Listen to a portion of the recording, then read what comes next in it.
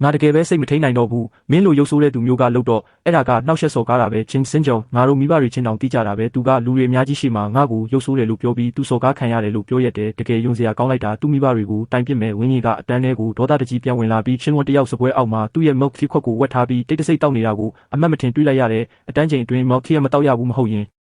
အမှုအကျင့်အမှတ်တွေအနှုတ်ခံရလိမ့်မယ်ရှင်းတဲ့တယောက်ခဏတာတောင့်ခဲသွားပြီးသူ့ရဲ့နက်မောင်တောက်ပတဲ့မျက်ဝန်းအစုံနဲ့အပေါ်ကိုဖြည်းဖြည်းချင်းမောကြည့်လာတယ်ဝင်းကြီးကတော့သူ့ကိုလှည့်တောင်မကြည့်ပဲအင်စာဆက်လုပ်နေခဲ့တယ်ရှင်းဝင်လဲတောက်လက်ဆာမုတ်ထရကိုတိတ်တဆိတ်မျိုးချလိုက်ပြီးခွက်လွတ်ကိုစပွဲထောက်မှာတင်းကအင်စာဆက်လုပ်နေလိုက်တယ်သူကတင်းချကိုပြီးသွားပြီဖြစ်လို့ဓာတုဗေဒနဲ့အင်္ဂလိပ်စာပဲကျန်တော့တယ်အင်္ဂလိပ်စာကတူတော်တဲ့ဘာသာရပ်ဖြစ်လို့ကြောင်းမစင်းခင်မှာပဲအပြီးလုပ်လိုက်ပြီးပစ္စည်းတွေတင်းကမပြီးသေးတဲ့ဓာတုဗေဒအင်စာကိုတော့အိမ်ပြန်ယူသွားခဲ့တယ်အမှတ်အထက်တန်းကျောင်းမှာညနေပိုင်းကိုယ်တိုင်လေ့လာမှုအချိန်ကမဖြစ်မနေတက်ရတာမျိုးမဟုတ်ဘူးပုံမှန်အားဖြင့်အဆောင်နေကျောင်းသားတွေကနှစ်ချိန်တက်ကြပြီးနေကျောင်းသားတွေကတော့မတက်ရင်ကျောင်းဆင်းတာနဲ့အိမ်ပြန်နိုင်ကြတယ်သူကတင်ချသိမ့်မတော်လို့အိမ်စာပြီးသွားရင်တော့ဒီနေ့တင်ကန်းစာကိုပြန်နှွေးဖို့နဲ့မနှက်ဖြန်အတွက်ကြိုတင်လေ့လာဖို့ပြဋ္ဌာန်းစာအုပ်ကိုထည့်ယူသွားခဲ့တယ်အဲ့ဒီအချိန်မှာပဲဝင်းညာကသူ့ရဲ့ထိုင်ကုန်ကိုနေရာပြန်ရွှေ့လိုက်တယ်သူကစပွဲပေါ်စာအုပ်တွေတင်ပြီးပစ္စည်းမသိမ်းပဲစပင်ကိုလက်နဲ့တက်တင်ကနောက်ဆုံးတန်းစီဖြည်းဖြည်းချင်းရှောက်သွားခဲ့တယ်ကျောင်းကဆင်းခါစာပဲရှိသေးပြီးအတန်းဖော်တွေအများကြီးမပြန်ကြသေးဘူးသူတို့ရဲ့အကြည့်တွေကတဘာဝအတိုင်းသူ့နောက်ကိုပါသွားကြတယ်သူစင်းရင်ရှိမှရက်လိုက်တာကိုမြင်တော့ပြန်တော့မဲ့သူတွေတောင်ရက်ပြီးလေပင်ဆန့်ကကြည့်ကြတယ်ငါမြင်တာမှန်ရဲ့လားအတန်းကောင်းဆောင်ကကျောင်းကလူမိုက်နဲ့ဘာကိစ္စရှိလို့လဲဝင်းရကအရက်မျက်နှာအနှံ့ကအကြည့်တွေကိုခန်းစားမိနေတယ်လူတိုင်းစောင့်ကြည့်နေမှန်းသိတော့သူကုံမောက်သွားပြီးကြောကိုမက်လိုက်မိတယ်ငါတို့အတန်းကောင်းဆောင်ကြီးပါလားဒီအထိဘာကိစ္စများရှိလို့လဲတခုခုလိုအပ်လို့လားမင်းဂိမ်းကိုရှော့ကစားတင်တယ်ငါဂိမ်းမကစားရင်ဘာလုပ်ရမှာလဲစာလုပ်ရမှာလားငါသာစာလုပ်ရင်ငါတို့အတန်းထဲမှာဘသူကနောက်ဆုံးရမှာလဲဘသူမှအဲ့ဒါကိုလိုချင်မှာမဟုတ်ဘူးဝင့်ညာလဲသူ့ရဲ့အတိတ်ပဲမရှိတဲ့စကားတွေကိုလစ်လျူရှုပြီးမျက်လုံးလှန်ပြလိုက်ကပြင်းပေါက်နာကကောင်းလေးစီအကြည့်လွှဲလိုက်တဲ့စင်းရံအတန်းကောင်းဆောင်သူ့ကို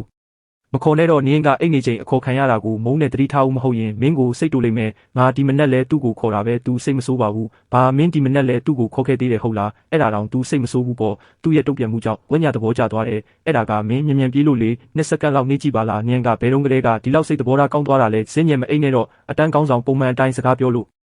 ့မရဘူးလားဘဲကမမ်းမသိထွက်လာတဲ့အဲ့ဒီအတန်ကတကယ်ကိုဇလန်းစင်နေတယ်လို့ပဲရှူးစမင်းငါဘာလုပ်လို့လဲမင်းကဘာလို့ငါအပေါ်ဒီလောက်ဆိုးရတာလဲမင်းကတကယ်ပဲလိုက်တာပဲမပြန်ရသေးတဲ့အတန်းဖော်တွေလဲမရေပဲမနေနိုင်ကြတော့ဘူးဇလန်းကြည့်ရတာသဘောကျတဲ့ကောင်လေးအချို့ကလည်းဖြူဆိုင်မင်းကိုတယောက်ပြီးတယောက်လိုက်တူပကြလို့တခန်းလုံးဆူညံပြီးတက်ဝင်လှုပ်ရှားသွားခဲ့တယ်ဝင်းကြီးကဖြူဆိုင်မင်းကိုစိုက်ကြည့်လိုက်ပေမဲ့ဖြူဆိုင်မင်းကတော့သူ့ကိုမျက်စိတစ်ဖက်မိတ်ပြလိုက်တယ်အဲ့ဒီအချိန်မှာပဲစပွဲပေါ်မှောက်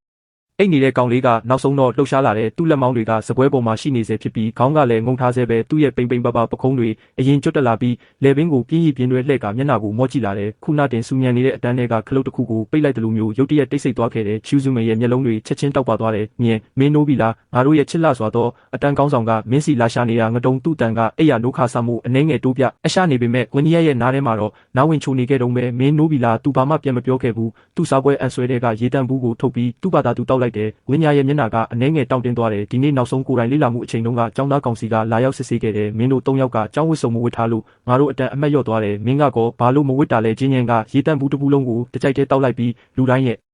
အကြီးအောက်မှာပေါ့ပေါ့ပပပဲလှင့်ပစ်လိုက်တယ်ရေတံဘူးကလှပတဲ့အကွေးပုံစံအတိုင်းအမိုက်ပုံးထဲကိုကွက်တိကျသွားခဲ့တယ်ပြီးတော့သူကပြင်းကြီးစွာထရက်ပြီးအပြင်ကိုထွက်သွားကရှူးစမင်းနဲ့ချင်းစင်ကျော်တို့ကလည်းသူ့နောက်ကနေလိုက်သွားကြတယ်သူကအပြင်ပန်းကြည့်ရင်အေးဆက်ပုံရပေမဲ့စိတ်ထဲမှာတော့အတန်းကောင်းဆောင်ရဲ့စကားကိုအလေးနဲ့မှတ်ထားခဲ့တာပါဒီနေ့ကျောင်းလာတာကပဲတက်သေးပါပဲစီနီယာကျောင်းလာပြီဆိုမှတော့စီကန်းတွေကိုလိုက်နာရမယ်လေမနှက်ဖြန်တန်းလာရင်ကျောင်းဝတ်စုံတေချာဝတ်လာပါမဟုတ်ရင်ငါစိတ်ဆိုးမှစီနီယာကတော့သူတွတ်ပြောနေတာကိုစိတ်အနှောက်အယှက်ဖြစ်စရာလို့ထင်နေခဲ့တယ်ငါကိစ္စတဲ့ဝင်မပါနဲ့ငါကအတန်းကောင်းဆောင်လေးငါမင်းကိုစောင့်မကြည့်ရင်ဘသူကကြည့်မှလဲဝင်းရင်နှခမ်းကိုတင်းစေပြီးသူ့နေရာကိုပြန်သွားကစားအုပ်ချုပ်ကိုလွယ်အိတ်ထဲအမြန်ထည့်ပြီးထွက်သွားခဲ့တော့တယ်ပြကွက်ပြီးသွားတာနဲ့လူတိုင်းကအတီးတီးအမူအရာမျိုးမျိုးနဲ့လူချင်းနားလဲတဲ့အကြည့်တွေနဲ့လူစုခွဲသွားကြတယ်ဒီမြင်ကွင်းလေးကတော့ဒီနေ့ညရဲ့အတင်းအဖျင်းပြောစရာအတွက်လုံလောက်တာထက်ကိုပိုနေပါဗျ